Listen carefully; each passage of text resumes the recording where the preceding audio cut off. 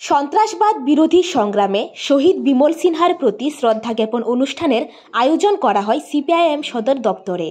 1998 সালের 31শে March NLFT সন্ত্রাসবাদীদের গুলিতে নিহত হন চতুর্থ বামফ্রন্ট সরকারের স্বাস্থ্যমন্ত্রী, সিপিআইএম ত্রিপুরা রাজ্য কমিটির অন্যতম সদস্য, শ্রমিক আন্দোলনের নেতৃত্ব কমরেড বিমল সিনহা। 31শে মার্চ কমলপুরের আবাঙ্গা ঘাটে এনএলএফটি সন্ত্রাসবাদীদের হাতে আমাদের পার্টির তৎকালীন রাজ্য কমিটির সদস্য, রাজ্য বামফ্রন্ট সরকারের মন্ত্রী এবং প্রত্যেকটি লড়াই সংগ্রামের সামনের সারির নেতা কমরেড বিমল সিনহাকে নৃশংসভাবে খুন হয়। একই সঙ্গে সন্ত্রাসবাদীরা খুন করে তার ছোট ভাই বিক্রম সিং। সেদিন থেকে আমরা কমরেড বিমল সিনহার প্রতি শ্রদ্ধা জানিয়ে সারা দেশে, সারা রাজ্যে আবাঙ্গাঘাট সহ কমলপুর বিভাগের বিভিন্ন জায়গায় কমরেড বিমল সিনহার প্রতি শ্রদ্ধা জানিয়ে আসছি। আপনারা জানেন যে 1998 সাল সেই সময়টাতে আমাদের রাজ্যে উপজাতি সন্ত্রাসবাদীদের হাতে আমাদের বিশেষ করে উপজাতি অংশের কমরেডরা এবং অন্যান্য জাতি সম্প্রদায়ের মানুষদের বিরুদ্ধে তীব্র ঘৃণা বাতাবরণ তৈরি করেছিল এবং এই সন্ত্রাসবাদীদের হাতে নৃশংসভাবে খুন হচ্ছিল এক নাগারে মানুষ। ভারতের কমিউনিস্ট পার্টি মার্ক্সবাদী তৎকালীন সময়তে সন্ত্রাসবাদের বিরুদ্ধে ত্রিমুখী আক্রমণ সংগঠিত করে ত্রিমুখী ফর্মুলা বলতে পারেন।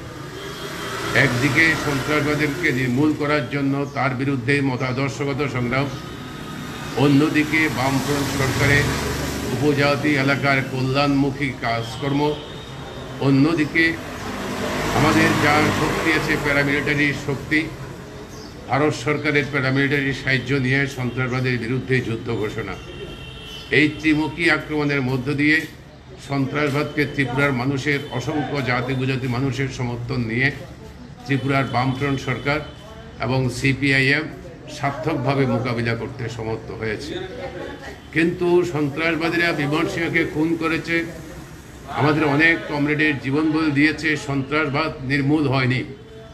আজও এই মুহূর্তেও ত্রিপুরার বুকে ভারতবর্ষের বিভিন্ন স্থানে, আমাদের বিশেষ করে উত্তর পূর্বাঞ্চলে এই সন্ত্রাসবাদীরা বিদেশের মদতপুষ্ট হয়ে দেশের ভূখণ্ডকে তছনছ করে দেওয়ার জন্য, আমাদের সার্বভৌমত্বকে নষ্ট করে দেওয়ার জন্য চেষ্টা করছে।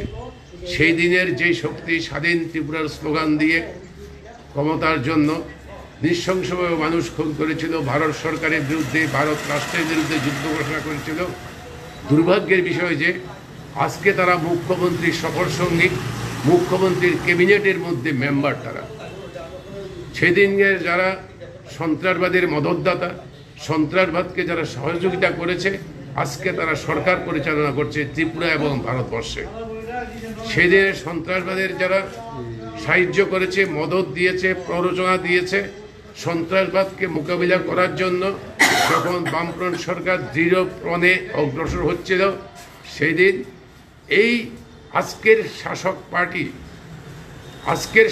পার্টি সেই দিন মুখ্যমন্ত্রীকে সেক্রেটারিয়েট বিল্ডিংয়ে যাওয়ার জন্য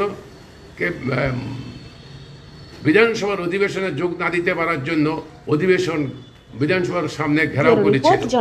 সেই দিন আজকের শাসক পার্টি বিজেপি